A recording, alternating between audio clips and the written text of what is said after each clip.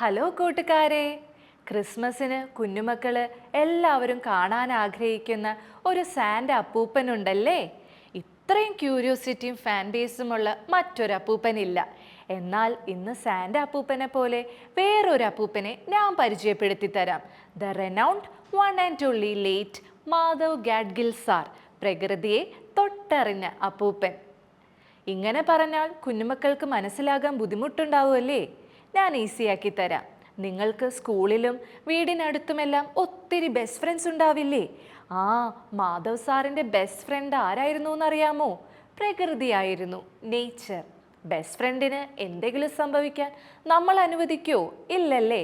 അതുപോലെ തന്നെ മാധവ് സാറും ബെസ്റ്റ് ഫ്രണ്ടായിട്ടുള്ള നേച്ചറിനെ അത്രമാത്രം സ്നേഹിച്ചിരുന്നു. ജീവിതത്തിൽ ഉടനീളം പ്രകൃതിയെ സംരക്ഷിക്കാനുള്ള പോരാട്ടങ്ങളും നടത്തിയിരുന്നു. മാധവ് സാറിൻ്റെ ആത്മകഥയുടെ പേരിൽ പോലും ഒരു കൗതുകമുണ്ട്. പശ്ചിമഘട്ടം ഒരു പ്രണയകഥ. ഇടയ്ക്ക് സമയം കിട്ടുമ്പോൾ കുഞ്ഞുമക്കള് ഇതൊന്ന് വായിക്കണേ. പ്രകൃതിയെ ആഴത്തിൽ അറിയാനുള്ള ഒരു അനുഭവമായിരിക്കും. മാധവ് സാറിൻ്റെ ഈ പ്രകൃതിയെ സംരക്ഷിക്കുന്ന കാൽപ്പാടുകൾ നമ്മളും പിന്തുടരണം. പ്രകൃതിയെ നമ്മളുടെ വീടായി തന്നെ കണ്ടുകൊണ്ട് അതിനെ സംരക്ഷിക്കാനുള്ള പോരാട്ടങ്ങളും നമ്മൾ നടത്തണം.